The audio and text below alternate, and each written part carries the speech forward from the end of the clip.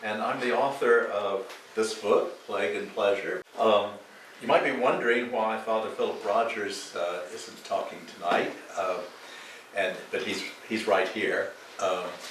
He asked me, invited me to do this because this is my first publication of a book here. And there is a religious aspect to this book, and I've thought of the writing process, which went on for seriously about 30 years. I thought of it as something of a religious mission because the subject is the Italian Renaissance. And we always hear that the Italian Renaissance introduced secularism, and that secularism liberated the human spirit, and all good things have come from there. I'm going to begin with the first paragraph of the book, and I'll ask Marion to read that first paragraph. The myth of the Renaissance. Not long ago, I went into an office at my university and told the lady behind the desk that I would be teaching a course on the Italian Renaissance in the fall semester. She brightened with recognition and enthusiastically proclaimed, "We all know what history teaches." I returned her smile and waited to learn what history was all about. Raising her hand as high as she could, she announced, "First, everything went way up with the Greeks and the Romans. Then, plunging her hand to mid-thigh, she continued, but they came crashing down with the Middle Ages. Again her hand soared skywards, and then they went zooming up again with the Renaissance." Holding her hand in the air a moment, she waved it indecisively and added, "And it sort of piddled out from there." Some might not agree that we have piddled out since the Renaissance, but her up, crash, zoom summary of Western history remains the story that everyone knows. It is a pity, then, that this is not true. Yes, it is. It is a myth in many senses, and the least important sense is that it's untrue. It is a myth because it conveys meaning to many crusading secularists in the world today. It is what they point to as the historical verification of their point of view. On the next slide, we'll see a bumper sticker I saw once, and I've looked up that they are available. "Religion ruled in the Dark Ages." That sums up the secularist view of the Middle Ages, which should not be called the Dark Ages. For one thing, the Middle Ages are 1,000 years long, and nothing stays the same for 1,000 years. There was, of course, the fall of Rome, and after that, a period in which things were not all that bright, perhaps. But recovery was quick, and new technologies were developed. This is the period in which the heavy plow was developed. People began planting beans for the first time, would you believe? The axle was invented, eyeglasses were invented, water mills were used for the first time, windmills were invented, and those machines provided power to run things that was not muscle, not human or animal muscle. Technologically, the Middle Ages are one of the most remarkably rapid advances in our history. But the question I want to turn to first is, where did this myth come from? And on the next slide, we can find that out, and I'll ask Mark to read that for us. It was an article of faith for Voltaire that the Renaissance had rejected Christianity and thereby unleashed the power of man. He asserted without evidence that in 15th and 16th century Italy, only the common people still adored the Christian mysteries, while the better classes mocked them. Voltaire also believed without evidence that this partial removal of the Christian albatross led to sudden economic prosperity and increasing freedom. Indeed, as Voltaire said, everything tended toward perfection. As for the Middle Ages, ces siècles grossiers, my French Well is done. those gross centuries when Christianity had dominated, it is only necessary to know the history of that age in order to scorn it. In the light of this liberation, Voltaire called upon his contemporaries to erase the infamy, écraser l'infâme of Christianity, and replace it with the natural religion of deism, in which God's only role was to create the rational laws of nature. So this idea of Voltaire's was not completely without basis. The term Renaissance, meaning rebirth, had been used in the period, but it was used by people who were referring exclusively to art and literature. What Voltaire did was take something that applied to art and literature and expand it to apply to everything. As he says in that quotation, everything tended towards perfection, which really ought to give us a clue that he's talking propaganda here, because it's difficult to imagine that there would ever really be a period in history in which everything tended toward perfection. So let's look at what really happened, and for that we'll turn to the fourth slide, and I'll ask Gail to read that. What is, We have two Gales. We'll take my Gail first, and then I'm just going in order here. What was the Renaissance? Most of us learned in school that around the year 1400, something called humanism dawned in Italy, banishing medieval darkness and bathing the world in the fresh new light of the Renaissance. For most modern people, the word humanism carries a strong positive charge. Many people proudly label themselves as humanists. Whether or not they add the word secular in front of humanism, most self-described humanists today would say that they doubt to deny or ignore the existence of God. Most people learned that this secular humanism first appeared in the Italian Renaissance, and that when it did, it liberated mankind's natural powers, stimulated the economy, freed people to be individuals, led to the birth of all branches of intellectual inquiry, and left proof of its confident new spirit in countless masterpieces of art. Actually, it'd be best if you just continue on, Gail, from there without me interjecting a comment. It is John. No, the next Gail. it is jarring, therefore, to discover that people who lived during the Italian Renaissance never heard of humanism, a word that was not coined until the 19th century. All they had was the word humanist, which meant no more than a person well-versed in Roman and sometimes Greek literature, who studied, taught, or wrote grammar, rhetoric, poetry, history, or ethics, subjects we still call the humanities. The Studia Humanis, as they were known, had been part of the medieval academic curriculum since the late 11th century. So, humanism is a modern word. When it was actually coined in the 19th century, they were talking about still educating people in Latin and Greek literature, and they were still talking about the subjects that we call the humanities. The word did not take on any ideological coloration until around the middle of the 19th century.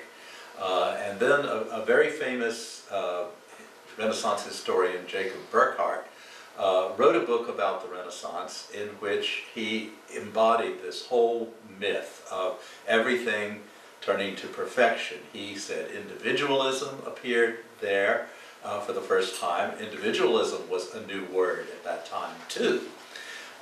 So all of the things that Burckhardt, as a sort of romantic person in the middle of the 19th century, felt were modern and wonderful and that needed encouragement, he incorporated those into his vision of the Renaissance. And so this gave people the idea that modern actually began in the Renaissance. Well, in a sense it did, because the Italian word for up to date is moderna, and we get the word modern from that. And when the people in the Renaissance were doing new styles of art and literature, they used that word. But it didn't mean, that was 600 years ago. A word for what's up to date 600 years ago is not going to mean the same thing as it does now or even in the 19th century. But nonetheless, the myth was born that everything modern came out of the Italian Renaissance. Now, let's go on to the next slide before I sort of pull that part of things together. Let's see, who's just academic subjects, like all the discourse of the church, the law, and most of the higher business of government, were taught, studied, and written about in the still living, still evolving Latin language. Today, when we think of the language used in law, academic disciplines, and theology, we think of dull, overcomplicated lingo laden with technical jargon. These same qualities characterize the Latin used in those fields in the Middle Ages. Students of literature, whose first love is beauty and the clarity of language, usually despised such specialized jargons. This was also true of humanists, who taught and studied Latin literature in the Middle Ages and the Renaissance. A 14th century Italian Francesco Petrarca, later called the father of humanism, insisted that this medieval specialist's Latin was barbarous and that must revert faithfully to the grammar and vocabulary of the ancient Romans. This was the most prominent facet of Petrarch's general belief that, except in religion, the ancient world had been superior to the present in every way. The cure for present ills, according to Petrarch, was to carry every aspect of life, except religion, back to the time of Cicero. Now, I want to talk first just about the academic side, the language side. Petrarch was a writer, and he was concerned with the purity of the Latin language. He wanted to uncomplicate it. Actually, in some ways, what he did was to complicate it more. But he wanted to go back to the way it had been spoken in Roman times. Now, we all know that languages change over time. Suppose today somebody said, well, Shakespeare's English is really wonderful. Let's all use Shakespeare's English and not anything more recent. Well, we would all have to sort of play a game. We would have to, I don't know how we could get the oil changed in our cars, things like that. We would have to very artificially go back and look for what words Shakespeare used and make sure we used only those. And that's exactly what these humanists did, was they were a kind of linguistic archaeologists who went back to this early form of Latin and said, that's the only type of Latin that you can write.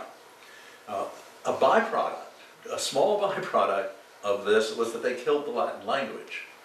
Because if you think about it, if we all knew French and English, we were comfortable with both. But any time we spoke English, we had to imitate Shakespeare. We couldn't say what came naturally. After a while, we'd quit using it. And that's what happened to Latin.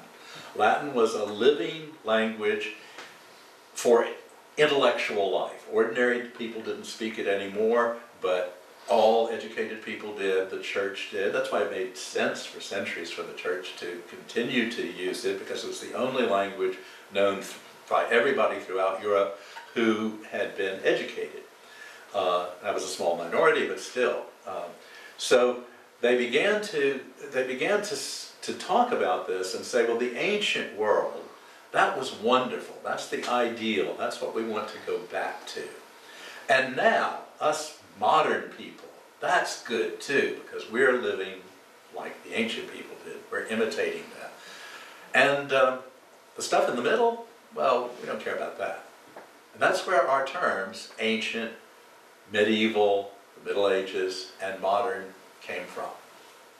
And they are a terrible handicap to talking about history now because they don't really make much sense, especially the medieval-modern division. But that's where they came from, and that's why we use the words.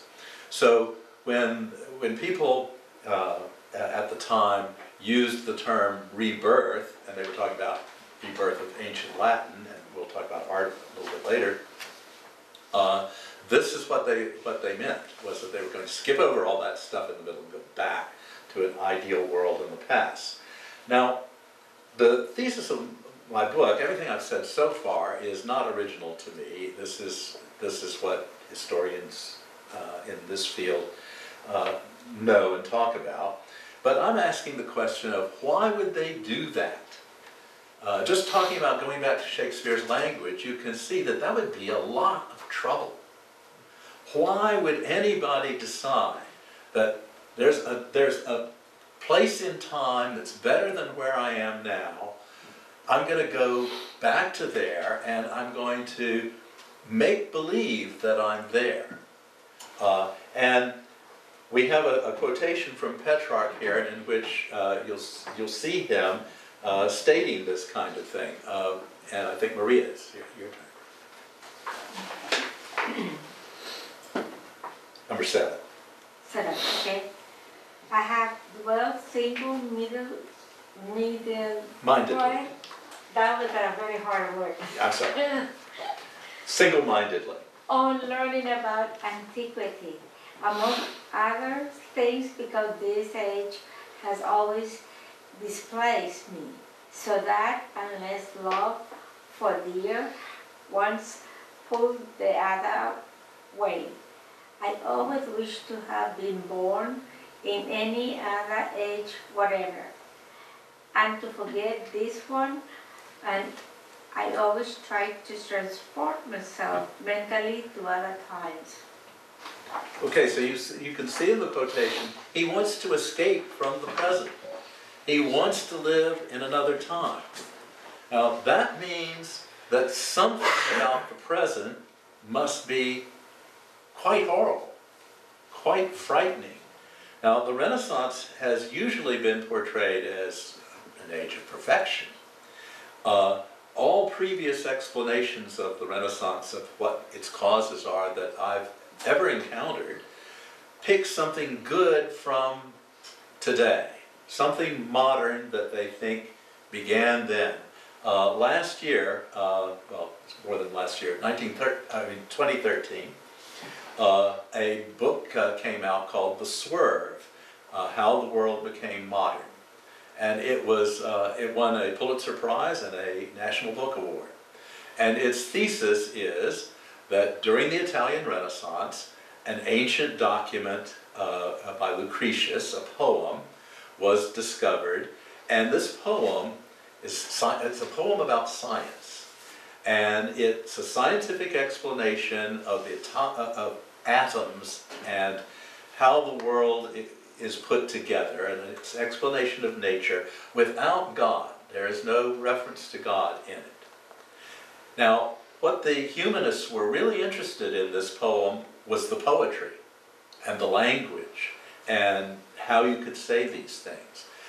What this modern author has said is, aha, they are explaining the world without God. It's the beginning of secularism and the beginning of science. You've got to get rid of religion in order to have science, he says. And so this is the swerve, the point where the world took a turn towards modernity. But my explanation of and there are others of that sort. There are people who've said that civic participation was what caused the Renaissance. People who said individualism is what caused the Renaissance. I'm saying it's the bubonic plague and constant warfare. terrible things, horrible things, that induced people to want to live in some other time, at least in their imagination. Now, in Northern Europe, where there was no Renaissance at this time, people have accepted this explanation for some very strange things in the culture.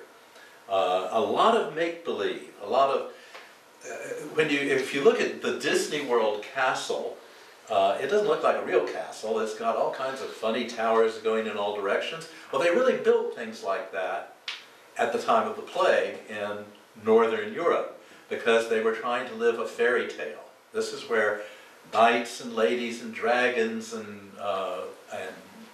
witches and all the paraphernalia of Harry Potter and the Lord of the Rings, all of that was part of their culture because they were being escapists, because they had the plague, and they had the 100 Years' War, and terrible things like that. Well, Italy had these things too. So I'll ask, let's see, who's next? Oh, sorry. Joanne, would you read number 8 then? This is a description of, let me say what this is first. This is an individual, Agnolo de Tura, in Siena during the initial outbreak of the Black Death in 1348, describing his experience. In this time began the great mortality, the greatest and most obscure and most horrible imaginable, and it lasted till October 1348. It was of such a secret character that men and women died almost without warning. A swelling appeared in the groin or the armpit, and while they were talking, they fell dead. The father would not attend to his son. One brother fled from the other. The wife abandoned her husband, for it was said that to catch the disease, it sufficed to look upon a victim or to feel his breath. And it must have been so indeed, since so many perished in the months of May, June, July, and August, that it was impossible to find anyone to bury the dead. Neither relatives, nor friends, nor priests, nor friars accompanied them to the grave, nor was the office of the dead recited. He who lost a relative or a housemate, as soon as the breath had left the body, took him by night or day, and with 2 or 3 to lend a hand, carried him to the church, and with his helpers buried the corpse as best he could, covering it with just enough earth to save it from the dogs. And in many places of the city, trenches were dug, very broad and deep, and into them the bodies were thrown and covered with a little earth, and thus layer after layer until the trench was full, and then another trench was commenced. And I, Agnolo de Tura, called Gracio, with my own hands buried 5 of my children in a single trench, and many others did the like. And many dead there were so ill covered that the dogs dug them up and ate them, dispersing their limbs through the city. And no bells rang, and nobody wept, no matter what is lost, because almost everyone expected death, and people believed and said, this is the end of the world. They really did believe that God was wiping out the human race. There's another diary from Florence where the author of the diary died, and his nephew, I think it was, picked up the diary and continued it and said, I'm writing to record the extermination of mankind. We used to estimate that 1 out of 3 people in Europe died. You see it would be about 4 months in one place, but it was continually spreading. And it went on from 1347 all the way to 1352, which is when it reached Poland and Russia. But the later estimates are that at least half, possibly 60% of the population died. We can never know. All the world wars, the Holocaust, everything, never reached that kind of proportion. And it was a horrible, horrible death. Petrarch wrote, after it had passed Italy, he said, posterity will never believe that this happened. But what they soon discovered was that it was going to happen again and again and again and again, and that they would not be free from it. In fact, the last outbreak in Europe was in 1800-something. The last big one was in Moscow in a little after the American Revolution. But it kept coming back, and for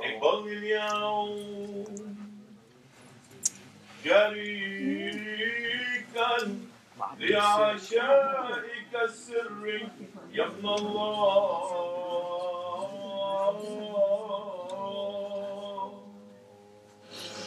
لأني لست أقول سرك لأعدائك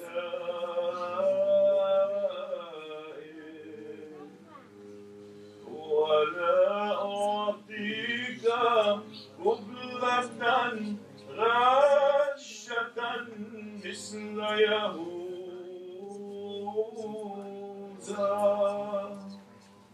لكن كاللص أعترف لك